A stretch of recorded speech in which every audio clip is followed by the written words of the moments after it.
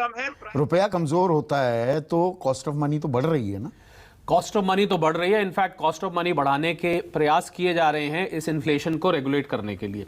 और आपको मैं, क्योंकि सारा डिस्कशन हुआ, बहुत सारी बातें डिस्कस, एक बड़ी रोचक बात बताता हूं। वो ये कि हमारी डोमेस्टिक डिमांड इस समय स्ट्रांग है। भारत अभी भी 13.5% आपने जिक्र किया बढ़ रहा है। इंटरनेशनली जो है वो रिसेशन के खतरे दिखाई दे रहे हैं, रिसेशन क्लाउड्स लूमिंग अंग्रेजी में बोलते हैं, मंडरा रहे हैं। उसकी वजह से हमारे एक्सपोर्ट सब स्टेबलाइज हो गए हैं। जो एक्सपोर्ट लगातार बढ़ रहे थे, $650 बिलियन क्रॉस कर गए थे सर्विसेज और गुड्स में के।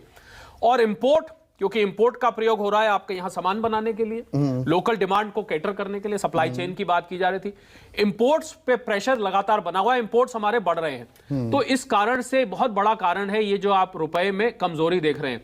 अब बात सलाह की आई संदीप के क्या करना चाहिए इमीडिएट बेसिस पे इसको अरेस्ट करने के लिए। एक स्कीम है, मैं आउट ऑफ द बॉक्स कुछ सोल्यूशन बता रहा हूं, बिल्कुल प्लीज। मैं उम्मीद करता हूं कि ये कारगर सिद्ध हो सकते हैं। एक लिबरलाइज रेमिटेंस स्कीम होती है संदीप। इस स्कीम के अंतर्गत $2.5 लाख हर सिटीजन हर साल भारत से बाहर भेज सकता है। और आपने जिन बच्चों की बात की थी जो पढ़ने जा रहे हैं, बाहर पढ़ने जा रहे हैं, वो लोग ज्यादातर इस स्कीम का यूज करते हैं। $2.5 लाख। मुझे लग रहा है कि ऐसे हालात में जब $100 बिलियन के करीब हमारा फॉरेन एक्सचेंज रिजर्व, और इस $100 बिलियन में से ज्यादातर पैसा आरबीआई ने करेंसी स्वैप्स, मतलब डॉलर को बाजार में फेंका, सप्लाई फेंकी, जिससे कि प्राइस है। और आपको एक बात मैं बता दूं बहुत जरूरी, और मेरे ख्याल तनेजा साहब मेरे से एग्री करेंगे इस बात पे, कि अगर आरबीआई ने ये करेंसी स्वैप ना किए होते, मैंने एक कैलकुलेशन की थी अपने लेवल पे, आज आपको रुपया डॉलर $100 के आसपास दिखाई देता। तो ये जो $100 बिलियन के करीब खर्च किया है आरबीआई ने, अपना मतलब मोटा मोटा 8 लाख करोड़ 8 लाख करोड़ खर्च किया है। इसी के कारण आज ये 80-81 के बीच में खड़ा हुआ है। अगर ये ऐसा ना होता तो अब फॉरेन एक्सचेंज रिजर्व हमारे नीचे आ गए हैं। तो मैं सलाह दूंगा, डॉलर की डिमांड की वजह से डॉलर की कीमत स्ट्रांग हो रही है।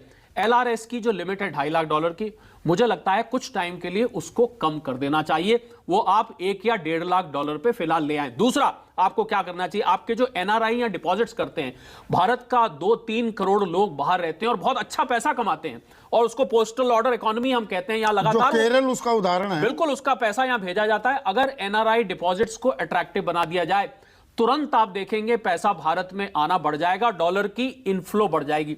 दूसरा, मैं समझता हूं, हालांकि पाकिस्तान ने यह किया और था, जो हमारे कारोबारी खुद पैसे के भंडार पर, रुपए पर बैठे हुए हैं, अब उनको वो एनिमल स्पिरिट, हनुमान भगवान का तो जिक्र किया, एनिमल स्पिरिट भी एक शब्द चला था 5-6 साल पहले, बिल्कुल उनको उत्साहित करना होगा, इनकरेज करना होगा, क्योंकि बाहर से अब जल्द में पैसा नहीं आने वाला है। जितना अट्रैक्टिव डेस्टिनेशन इंडिया था रुपए डॉलर के इस खेल में, अभी वो पैसा आना कम हो जाएगा। उसमें क्या ये खतरा है? उसमें खतरे के साथ एक अपॉर्चुनिटी भी है संदीप। इसमें अपॉर्चुनिटी ये है कि चाइना की इस समय हालत बहुत खराब है।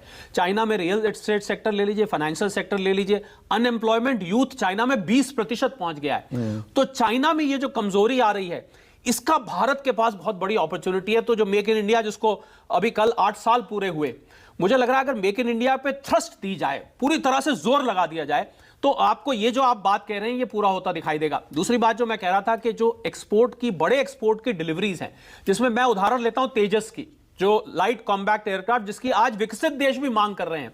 नमस्कार, मैं हूं मानक गुप्ता।